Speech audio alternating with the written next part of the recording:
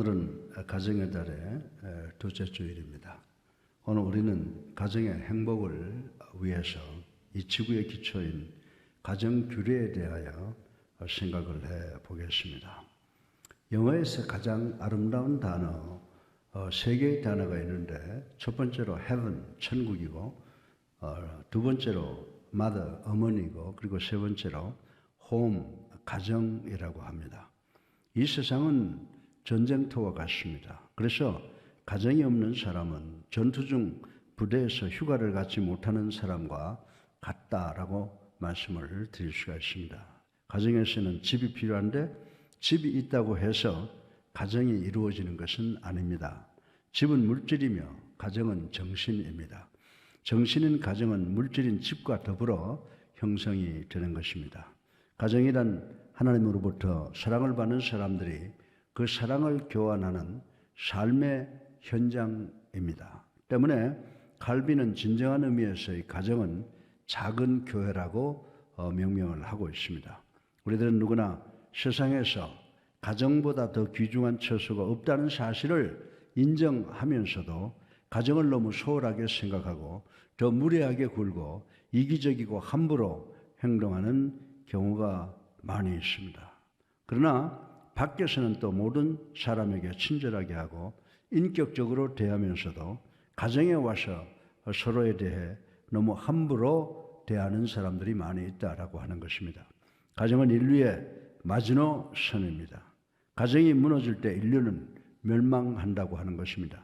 먼저 우린 가정 안에서 누구나 아내를 맞이할 때 인품과 성품, 즉 내적 미를 보는 것이 성공적인 결혼 생활의 비결이라고 하는 것 우리 잘 알고 있습니다. 우리 잠언 31장 30절을 보면요, 이런 말씀이 있습니다. 고운 것도 거짓되고 아름다운 것도 헛되나 오직 여호와를 경외하는 여자는 칭찬을 받을 것이니라. 아멘. 그런데 우리가 신명기 24장 1절로 내려가 보면요, 포로 중에 아름다운 여자를 보고 아내를 삼았다가 후에 그에게 실망하게 되면 그의 마음대로 가게 하라 라고 하는 말씀이 기록되어 있습니다. 이 말씀의 의미는 아내로부터 수치되는 일이 발견될 경우에 한해서 이혼 증서를 써주어 가게 하라는 이스라엘 여인에 대한 이혼법에 비해 훨씬 자유로운 규정이라고 하는 것을 알 수가 있습니다. 아무튼 그의 마음대로 가게 하라는 말의 현대적 의미는 바로 이혼을 이야기하고 있습니다. 그러면 왜 이스라엘 남자들이 그렇게 연연했던 여인과 행복한 결혼을 유지하지 못하고 이혼하게 되었습니까? 그 이유는 본문 11절에 보면 남자가 여자의 외모에만 관심을 두었기 때문입니다. 이 현상은 오늘날 젊은이들이 배우자의 외적 조건에만 관심을 두는 것과 같습니다. 참으로 배우자의 아름다움이나 소유, 지위에만 집착하게 되면 그 결혼은 오래 지속될 수가 없는 것입니다. 왜냐하면 행복한 결혼 생활은 미적 감각이나 소유나 지위에 있는 것이 아니라 인격과 성품에 달려있기 때문입니다. 결혼 생활에서 외적 조건들은 일시적인 만족은 줄 수는 있겠지만 행복한 결혼을 유지해주는 근본은 될 수가 없다고 하는 것입니다. 이 인격적 내면의 아름다움은 조개 속에 감추어진 진주와 같아서 찾기가 참 어렵습니다. 그러나 조개 속에서 진주를 발견할 때의 그 기쁨은 말로 형용할 수가 없다는 것입니다. 마찬가지로 배우자에게서 내면의 미를 발견하게 되면 그 결혼 생활은 더 행복해지고 활력이 넘치게 되는 것입니다. 바로 이것입니다. 행복한 생활, 성공적인 가정을 이루기 위해서는 배우자 내면의 미를 보는 것인데 내적 아름다움을 볼 수 있기까지는 참으로 많은 인내와 시간이 걸린다라고 하는 것입니다. 그러나 해녀가 진주를 안고 있는 조개를 찾듯이 우리는 끝까지 노력해야 하는 것입니다. 왜냐하면 결혼은 배우자의 장점뿐만이 아니라 단점까지도 모두 받아들여야 하는 것이기 때문입니다. 그래서 행복한 결혼 생활은 배우자의 단점을 자기의 장점으로 보완함으로써 원만한 결혼 생활을 유지하는 것입니다. 그러므로 사랑하는 성도 여러분, 배우자의 숨은 진주를 찾기 위해서 최선을 다하시기 바랍니다. 그 진주를 찾을 때 비로소 하나님께서 주신 배우자를 감사하게 되고 행복한 삶을 살게 된다라고 하는 것입니다. 마찬가지로 예수 그리스도의 우리에 대한 사랑이 우리로 하여금 예수 그리스도의 신부되게 하셨습니다. 진실로 우리는 본래 죄에 포로된 자라서 영원히 죄의 종노릇하며 그 아래서 신음할 수밖에 없었으나 우리의 신랑 되신 예수 그리스도께서는 우리를 죄의 종에서 해방시켜 주시고 당신의 신부로 삼아 주셨습니다. 우리가 예수 그리스도의 신부가 된 것은 우리가 미와 부와 지위와 능력이나 어떤 공로가 있기 때문이 절대로 아닙니다. 오직 예수 그리스도께서 우리를 사랑하셨기 때문입니다. 그래서 바울은 에베소서 2장 8절에 우리의 구원이 우리에게서 난 것이 아니라 은혜로 인한 하나님의 선물이라고 말씀하셨습니다.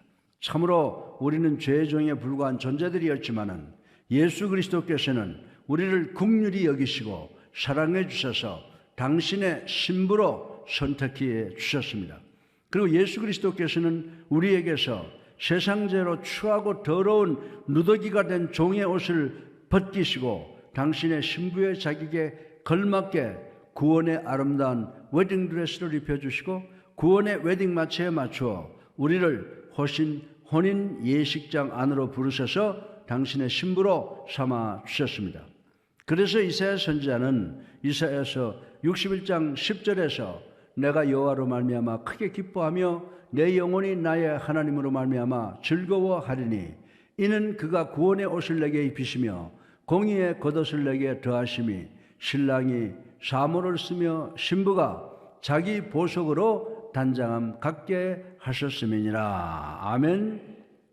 사랑하는 성도 여러분, 우리가 예수 그리스도의 신부된 특권은 오직 예수 그리스도께서 주신 사랑의 은혜였다는 것을 다시 한번 기억하시는 우리 모두가 되기를 주님의 이름으로 축원합니다. 그리고 우리는 가정 안에서 그리스도의 참 신부가 되기 위해서 옛사람을 벗어버려야 합니다. 이 본문 12절에서 13절을 보면요, 포로로 잡혀온 여인은 머리를 밀고 손톱을 깎고 또 포로의 의복을 입어야 했습니다. 이는 하나님의 백성인 이스라엘 사람과 결혼하기 위해서 자기가 가지고 있던 이방의 옛 습관과 옛 풍습 그리고 자기가 섬겼던 우상까지도 모두 버리고 정결한 마음으로 변화되어야 한다고 하는 중요한 의미가 깃들어 있다라고 하는 것입니다. 마찬가지로 우리도 그리스도의 신부가 되기 위해서는 옛사람과 그 옛 행위와 옛 습관과 풍습을 반드시 벗어버려야 하는 것입니다. 그래서 바울 사도는 골로새서 3장 10절을 통해서 옛사람과 그 행위를 버리고 창조의 형상을 쫓아 지식에까지 새롭게 하심을 받은 새 사람을 입으라고 권면한 것을 우리는 읽어볼 수가 있습니다. 이것은 우리가 그리스도의 신부가 되기 위해서 우리의 생각과 행실 그리고 가치관에 이르기까지 우리의 모든 것이 God-centered, 하나님의 중심으로 변화되어야 된다라고 하는 교훈을 주고 있는 것입니다. 요한계시록 19장 7절로 8절의 말씀같이 우리가 그리스도의 사랑을 입고도 새롭게 변화되지 못하고 여전히 옛사람의 모습을 고집하며 살아간다면 우리는 그리스도께 버림받음으로써 그리스도와의 영원한 하늘나라 혼인잔치에 참여하는 축복을 놓치게 된다는 사실인 것입니다. 또한 우리 가정 안에서 아내를 존중하는 것은 곧 나를 존중하는 것이라고 말씀을 하고 있습니다. 본문 14절을 보면은 포로였던 여인을 아내로 삼았다가 그 후에 그 여인이 마음에 들지 않아 이혼하려고 할 경우에 그 여인을 다시 종으로 취급하여 팔지 말고 자유를 주어서 보내라고 말씀을 하고 있습니다. 이것이 비록 포로되었던 여인이라고 할지라도 한 번 아내가 되었었다면 그 여인의 인권을 존중해 주라고 하는 하나님의 명령이라고 하는 것입니다. 이와 관련하여 사도 바울은 에베소서 5장 25절에서 남편들아 아내 사랑하기를 그리스도께서 교회를 사랑하시고 그 교회를 위하여 자신을 주신같이 하라고 말씀하신 교훈을 우리는 명심해야 될 줄로 믿습니다. 사실 부부는 결혼으로 한 몸 이룬 사이로 각각 다른 존재가 아닙니다. 부부는 두 몸이 아니라 한 몸인 것입니다. 다른 사람이 자신의 배우자를 무시하는 것은 바로 나를 무시한다는 모욕감으로 다가오게 되는 것입니다. 왜 그럴까요? 바로 부부는 나눌 수 없는 한 몸이기 때문이라는 것을 말씀을 드리고 싶은 것입니다. 따라서 남편들은 아내를 존중하는 것과 사랑하기를 자기를 존중하고 사랑하듯 해야 하며 깨어지기 쉬운 그릇을 다루듯이 아껴야 할 것이라고 성경은 가르쳐주고 있습니다. 마가복음 10장 8절에 보면 그 둘이 한 몸이 될지니라 이러한즉 이제 둘이 아니요 한 몸이니 라고 말씀을 했습니다. 사랑하는 성도 여러분, 주님께서는 종과 같은 우리를 사랑하사 아무런 조건 없이 당신의 신부로 삼아 주셨습니다. 그러므로 이제 우리는 우리의 신랑이신 예수 그리스도를 만나기 이전에 추하고 더러운 옛 사람의 모습을 벗어버리고 그리스도의 신부로서 새 사람의 모습으로 아름답게 살아가는 우리 예수랑교회 성도와 가정이 되시기를 주님의 이름으로 축원합니다. 둘째로 가정 안에서 맏아들의 상속권에 관한 규례를 볼 수가 있습니다. 생각해 보겠습니다. 이 맏아들이란 첫째라고 하는 말입니다. 그리고 맏이라고 할 때는 하나가 아니고 여럿이라고 말하는 말입니다. 분명히 하나님 아들은 예수 그리스도 한 분뿐입니다. 그런데 맏아들이라고 하고 있습니다. 이 의미는 둘째, 셋째 주르르 달려 있다는 것입니다. 그런데 하나님께서 그 한 분밖에 계시지 않는 맏아들을 세상에 보내셨습니다. 왜입니까? 하나님께서는 예수님으로 하여금 당신의 많은 형제를 만들어 많은 아들을 영광의 자리, 즉 구원으로 천국으로 인도하게 하고자 하신 의도가 있었다고 하는 것입니다. 그런데 재미있는 것은 어떻게 영광으로 인도하느냐 하면 예수 그리스도의 갈보리 십자가의 고난으로 말미암아 영광에 들어오게 한다는 것입니다. 그러면 예수님께서 맏아들로 이 세상에 오신 이유가 답변이 됩니다. 예수님께서 형제들 당신의 백성들을 당신의 죽음으로써 즉 십자가로 만들어낸다는 의미가 되는 것입니다. 먼저 우리는 다 하나님의 장자입니다. 본문을 보면 부모는 어떠한 상황에서도 장자의 권리를 지켜주어 그에게 돌아갈 합당한 기업을 주라고 했습니다. 우리나라에서도 마찬가지였지만 고대 이스라엘 사회에서 장자는 매우 큰 특권을 가지고 있었습니다. 즉 이스라엘 사회에서 장자는 부모의 유산을 상속받을 때 다른 형제의 2배나 되는 재산을 상속받을 수 있는 권리가 있었습니다. 그러한 의미에서 장자는 스스로의 노력과 상관없이 큰 축복을 누릴 수가 있었습니다. 오늘 우리 성도들은 그리스도로 말미암아 바로 이러한 큰 축복을 누릴 자격을 얻은 하나님의 맏아들들이라고 말씀을 드릴 수가 있습니다.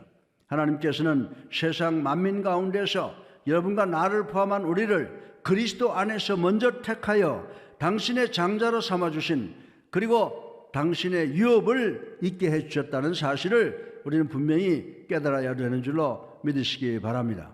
사도 바울은 갈라디아서 3장 29절을 통해서 이를 분명하게 밝히고 있습니다.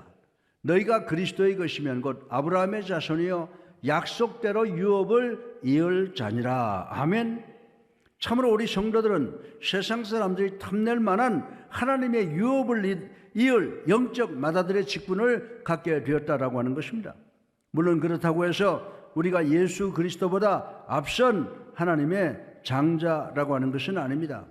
예수 그리스도만이 하나님의 유일한 독생자시요 진정한 장자이시며 우리는 그리스도의 선택에 따라서 하나님의 양자로 먼저 입양되었을 뿐이라고 하는 사실을 우리는 깨달아야 된다라고 하는 것입니다.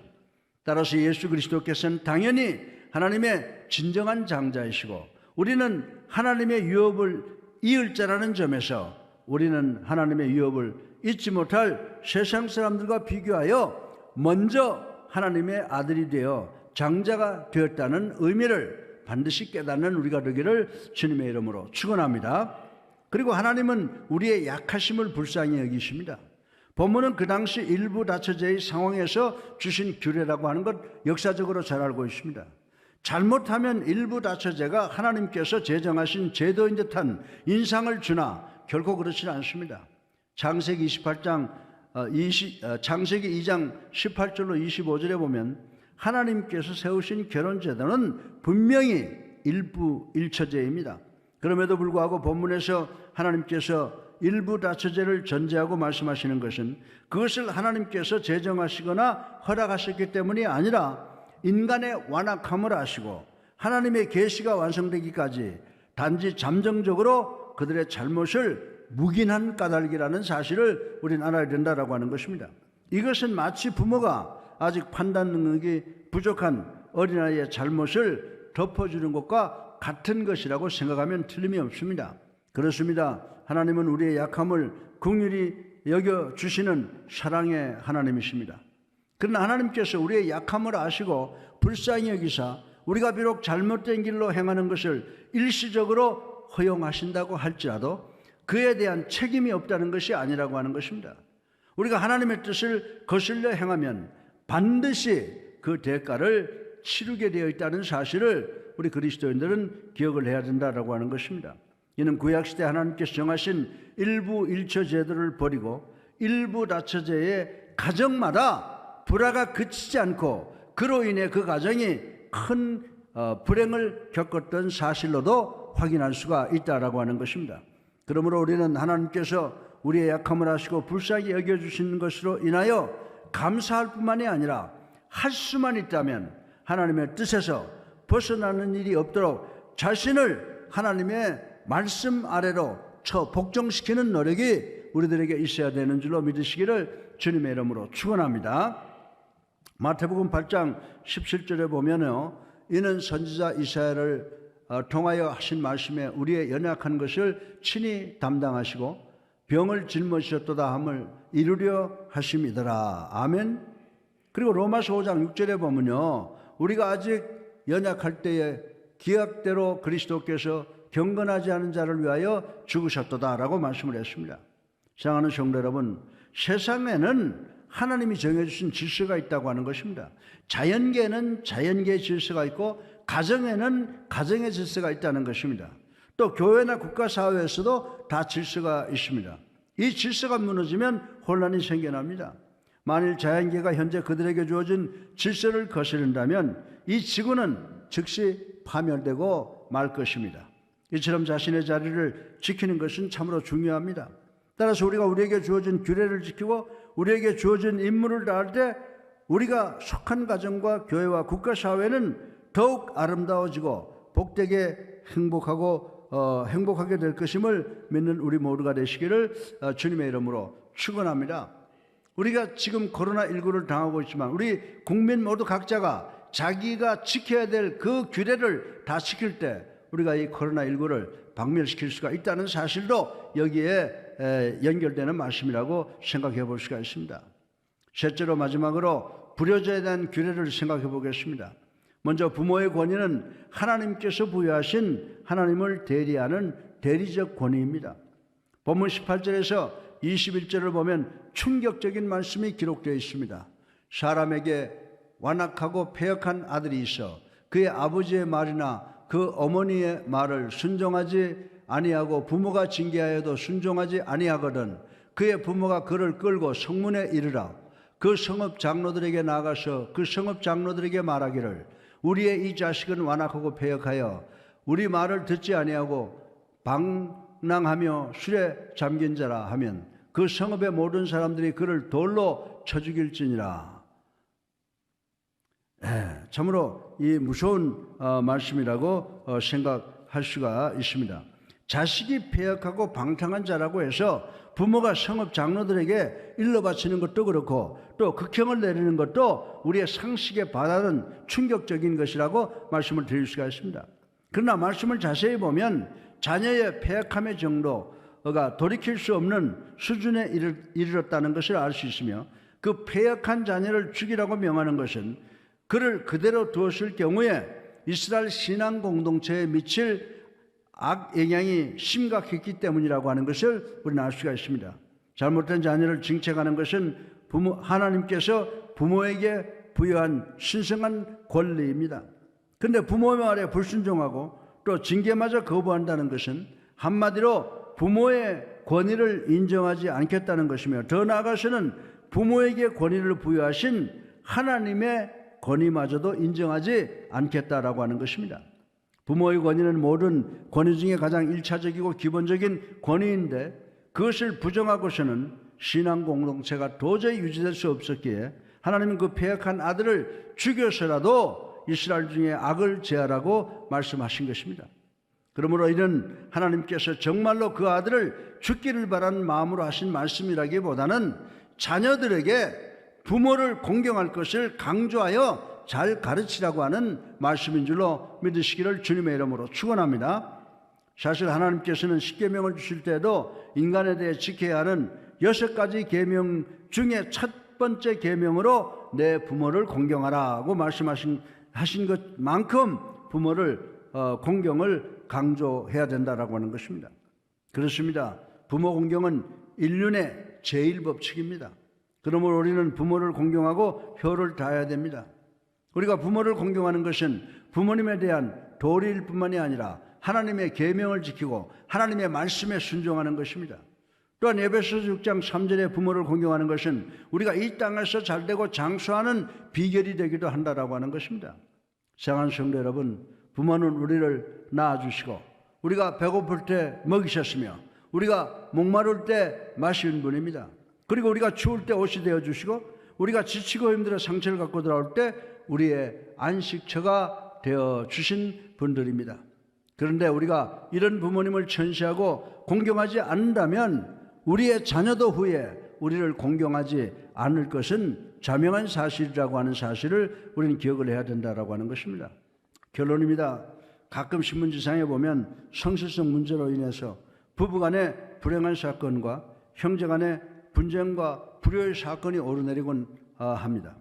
정녕 부부간의 문제와 부모와 자식 간의 문제와 형제간의 우애까지 깨뜨려가며 이런 분쟁이 발생하는 것을 볼 때 인간은 지극히 이기적이고 물질적이라는 사실을 다시 한번 확인할 수 있습니다. 사랑하는 성도 여러분, 부모와 자식지간과 남편과 아내 그리고 형제 자매를 하나님이 주신 분복으로 알고 사랑하고 귀중히 여겨야 되는 줄로 믿으시기 바랍니다. 그래서 가정준칙과 오늘날 대부분의 국가들은 상속법을 아주 세밀하게 제정하여 시행하고 있다라고 하는 것입니다. 우리는 이 규례를 통해 하나님께서는 무엇을 말씀하고 계시는지 깨닫고 실천해야 된다라고 하는 것입니다. 실천해야 된다라고 하는 것입니다. 메이어라고 하는 랍비가 있었습니다. 설교를 잘하여 많은 사람이 모여서 말씀을 들었습니다. 그 중에 유태인 한 여자가 이 랍비의 긴 설교를 듣고 늦은 시간에 집으로 돌아가자 남편이 문 밖에서 화를 냅니다. 내일이 안식일인데 아직 요리도 하지 않고 무엇하고 다니냐? 당신 도대체 어디에 갔다 왔느냐라고 야단을 합니다. 그 여자는 랍비 메이어 설교를 듣고 오느라고 늦었다고 말을 했습니다. 그러자 화가 머리끝까지 난 남편은 당신이 그 랍비의 얼굴에 침을 뱉고 돌아올 때까지는 집에 들어올 수 없다고 말하며 문을 잠궈버렸습니다. 그녀는 할 수 없이 친구의 집에 가서 며칠을 지냈습니다. 이 소식을 들은 랍비는 자기의 설교가 너무 길어서 한 가정이 파괴되었다고 생각하고 그 여자를 자기의 집으로 초대를 했습니다. 그 여자와 이야기를 하던 중 랍비는 자기의 눈이 아프다고 하면서 이것은 당신의 침으로 씻어야 나을 것 같다고 호소를 했다고 합니다. 그 여자는 마침내 자신의 형편도 그렇고 하여 랍비의 청을 들어주어서 그의 눈에 침을 뱉은 것이 곧 얼굴에 침을 뱉는 경우가 되어버렸던 것입니다. 이 광경을 보고 있던 제자들이 놀라서 묻습니다. 아, 랍비같이 덕망 있는 분이 어찌하여 여자에게 얼굴에 침을 뱉게 하십니까? 라고 물었습니다. 그때 랍비는 이렇게 대답을 합니다. 가정의 평안을 되찾기 위해서라면 어떤 일이라도 해야 한다라고 했다고 하는 것입니다. 사랑하는 성도 여러분, 우리 한번 깊이 생각해 보아야 할 이야기입니다. 하나님께서 우리에게 주신 가장 귀한 이 가정을 아름답고 평안하고 복되게 갖고 나가기 위해서 부모와 자식, 부부 그리고 형제자매를 사랑하기에 그리고 가정의 규례를 지키는데 최선을 다하는 우리가 되어야 될 줄로 믿으시기를 주님의 이름으로 축원합니다.